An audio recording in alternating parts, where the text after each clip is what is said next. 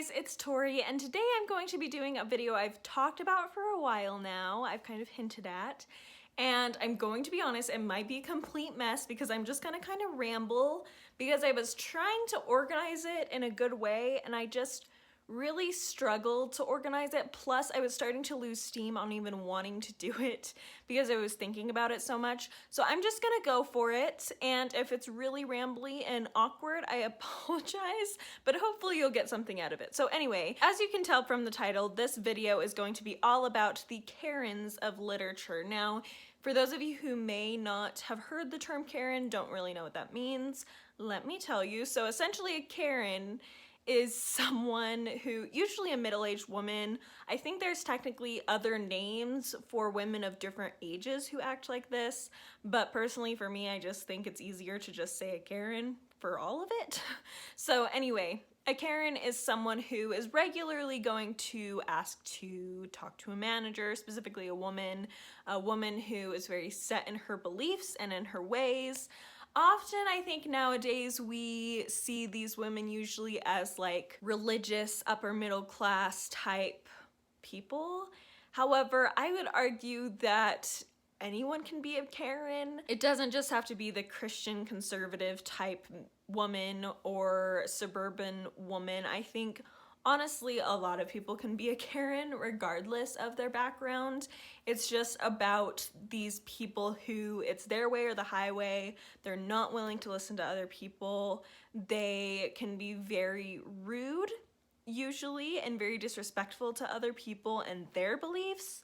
And they just think the world should go a certain way, and they are going to complain about everything they can in order to get that world in get the world to be their perfect way. So that's a basic overview of what a Karen is, and as I talk about these different Karens in literature, maybe you will understand a little bit more what they are if you're not already familiar with that term. So let's start with the fact that Karens, even though it's a recent term, have kind of been around for a very long time. I would argue that some of the female characters, even in Greek mythology, could be considered Karens. And interestingly enough, I think the female characters in Greek mythology that I would consider kind of Karen-esque, if not fully Karens, tend to either be goddesses or kind of the villains of the story. For example, I would say Athena specifically, and Hera. I think those two, especially of the gods, tend to be a little Karenish. They have their opinion and they're going to complain and do whatever they can to get things the way they think they should be. They're very opinionated, and I feel like Athena, just is kind of seen as this powerful woman. I think Hera is kind of turned into, I don't want to say the villain, I think there's an understanding that goes along with the fact that her husband's cheating on her all the time, but she also, she causes a lot of problems for Zeus's children, and even though these children are innocent, like it's not their fault that their dad decided to do that. So yeah, she can be a little bit Karenish and be seen as a little bit of a villain. I think there is some sympathy for Hera in Greek mythology, but there is kind of a sense of like she's punishing innocent people.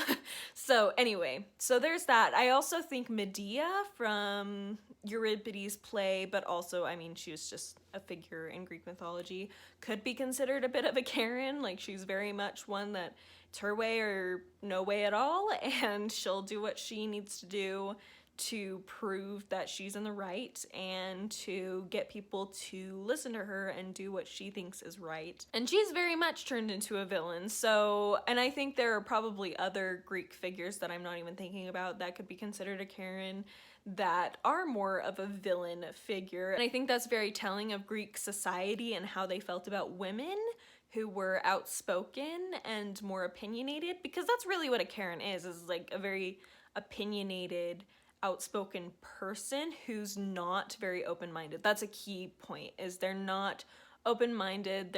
They can be honestly pretty self-centered about it. It's not just that they have their opinions and they stand by them because, that's a good thing, but it's more like they're not willing to waver, and they are very self-centered and feel like everybody else is the problem, that it's not them. But I feel like a lot of the portrayals of women who are opinionated and strong-willed tend to be more on the side of like a little bit self-centered and a little bit selfish, and that's very interesting considering the Greeks really thought women should be seen and not heard, and once they were married they shouldn't even be seen. So yeah, kind of, I mean, I guess it depends on which Greek society you're in, but in Athens in particular, that was more what they expected. And so it is an interesting commentary to see that these women who are more outspoken are either all-powerful goddesses, so they have a right, or they're the villain of their story. So kind of an interesting commentary on that. But moving forward in time up to, of course, Jane Austen. Jane Austen has many a Karen in her books, and I think one thing that's interesting is she explores different types of Karens. So for example, just in Pride and Prejudice, we have obviously Lady Catherine de Bourgh, who is very much a Karen. I think everybody would agree that she is the epitome of a Karen. She will tell it how she thinks it should be. She is very controlling of her child. She is very outspoken and really sees everybody else as a problem, not her. And I'm sure if she constantly went out, if there were like the sit-down restaurants that we have today, she would very consistently talk to a manager about how her meal should be prepared. And yeah, she's a very difficult woman to be around. The other version of a Karen I'd say is in Pride and Prejudice is Mrs. Bennett, actually. And some people may argue with me on whether or not she's a Karen fully, because she's not, I think, what we usually see as a Karen. Like Catherine de Bourgh is absolutely a Karen, but I feel like Mrs. Bennett is a little bit more of a, I don't want to say reserved Karen, just a little bit more of a, I don't want to say ditzy, but a little bit of a naive version of a Karen, where she is very humorous, honestly, to read, because she just can be so ridiculous, and yet she still has that Karen nature of like, she wants to kind of control her kids' lives. She feels like the world and her children should behave a certain way, and she expects that of them.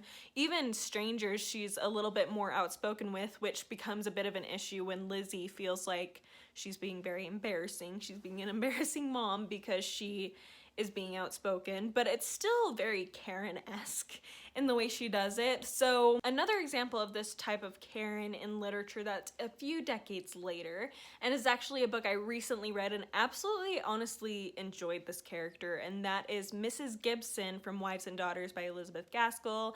Mrs. Gibson is very much a Karen. She is constantly on top of her daughter and expecting her daughter to do certain things a certain way. She has very strong opinions about the town and everybody in the town and how they should be behaving, and she wants to make herself look like this beautiful aristocratic lady, even though she's not. It's interesting when we see Molly, who is very much not a Karen, who has spent her life just with her father and really is just a sweet person who, you know, likes to live a quiet, simple life. And then we have this Karen come in, this Mrs. Gibson come in and really just completely demolish everything Molly's known, and she's very honestly judgmental of Molly and her father and how they've lived their lives, and it really causes a lot of the drama in the story, is this sense of a woman who is very opinionated and strong-willed and does not care about what you think, and really the only reason she cares is because she thinks you're wrong. And she is very difficult to be around. Even at the end, we're able to see, even though it doesn't technically end, there's a little note at the end. Well, how many times can I say end? Anyway, there's a little note written by the publisher that explains how Elizabeth Gaskell planned to finish off her book, and it explains that Mr. Gibson kind of finds ways in the end to avoid Mrs. Gibson when he can. And I think that's very telling. I feel like we all can agree that you don't really like to be around a Karen, even if you have some sort of affection for them in some way. I feel like we all have either an aunt or a neighbor or a grandmother even, or even our mom, someone who we have some affection for who acts like a Karen and can be really difficult. And maybe you don't, but I feel like a lot of people do. It's just, you know, there's a lot of women out there who are very much Karens. So I apologize also if your name is Karen, but this is just the word that we use now. So anyway, I do feel like Mrs. Gibson is very much a Karen, and a very difficult Karen at that. But there's not only difficult Karens in the world or in literature. We also have another wonderful character that I absolutely love, is Mrs. Poyser from Adam Bede by George Eliot.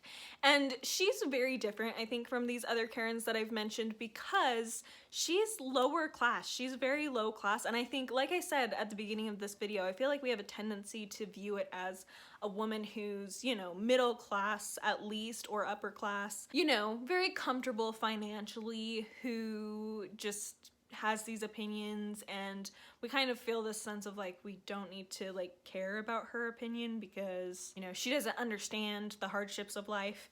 But then we have people like Mrs. Poyser, who is lower class, and I think for those who have read Adam Bede, you probably really have respect for Mrs. Poyser. I do, to some extent, because she is very outspoken and is very willing to stand up to the man, so to speak, or actually literally there's a scene where she stands up to the man who owns their farm that they're renting from him. But if you really think about it, she can be very much a Karen. She's very much one that she's stuck in her opinion.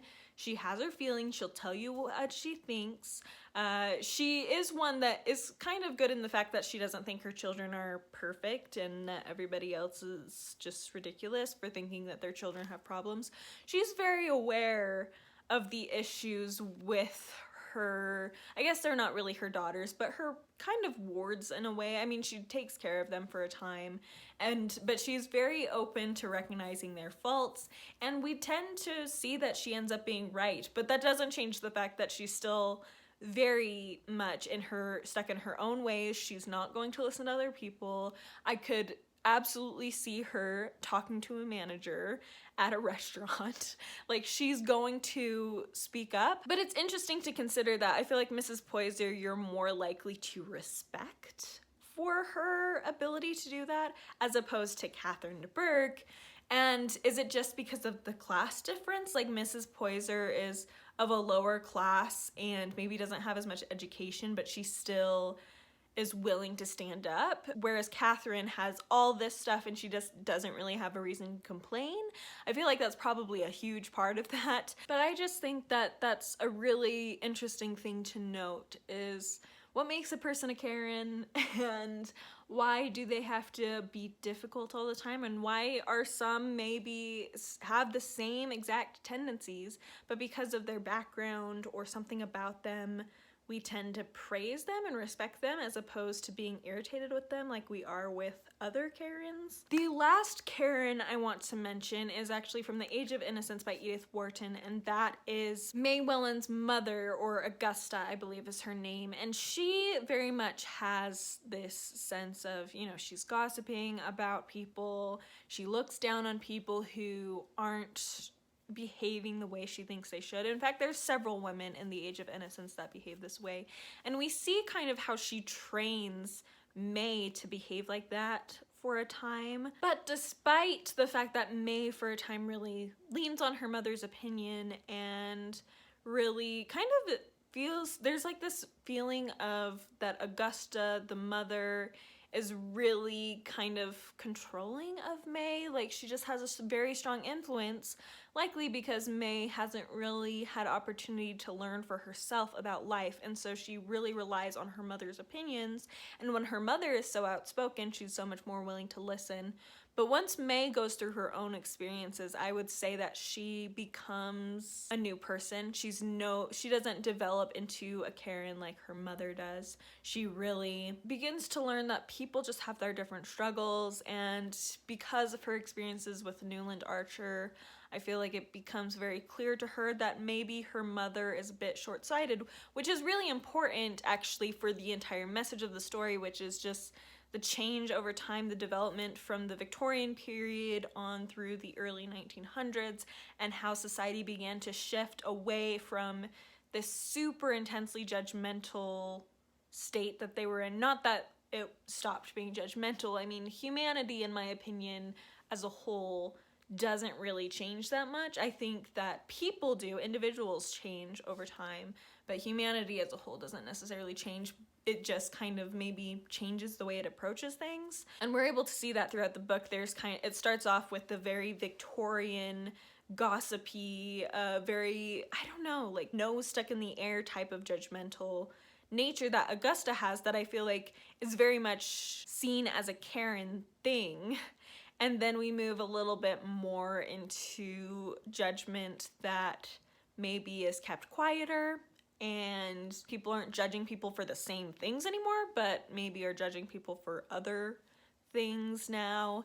And I feel like we're able to, the Karen actually in The Age of Innocence is used to show that process, which I think was very interestingly done by Edith Wharton. Granted, she didn't necessarily call it a Karen, but, you know, she knew what kind of woman that was, because like I said, they've always been around. We've always had Karens in the world, always, and maybe there were times where they were kind of kept quieter, but they've always been around. One last thing I wanted to mention about this whole topic of Karens in literature and how they're addressed in literature is that you may have noticed that all of the books I mentioned, pretty much except for the Greek stuff, pretty much all the books I mentioned were by females. And I was really considering this a lot because I kind of was trying to think of a book by a male that had more of a Karen in it,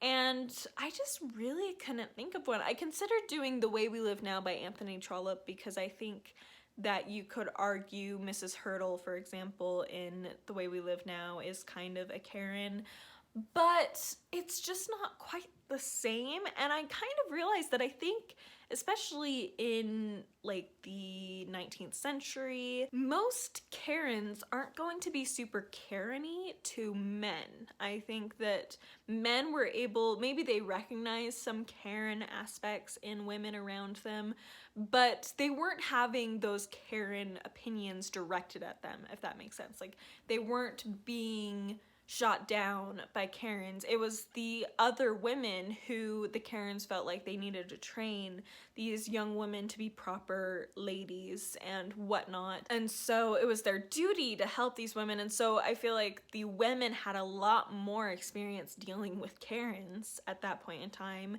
than men did, because for men, there was very much this sense of like, a Karen's not going to address a man in that way, because their whole thing is that they're like, I'm a proper woman, I'm the way a woman's supposed to be. And part of what a woman is supposed to be is very respectful to men and allowing men to essentially do whatever they want and remain a proper lady regardless of what's going on around them with these men. So it's kind of interesting to consider that many of these male authors didn't necessarily go as deep into a Karen or have Karens as prominent in their stories as women. And granted, there's a lot of books I haven't read, and I'm sure there are probably some maybe Dickens novels, other novels that have Karens in them that I have not read yet. But I feel like I've read enough that it's surprising that I couldn't really even think of one besides The Way We Live Now. There's all my rambly thoughts about Karens. Sorry if this video was just a total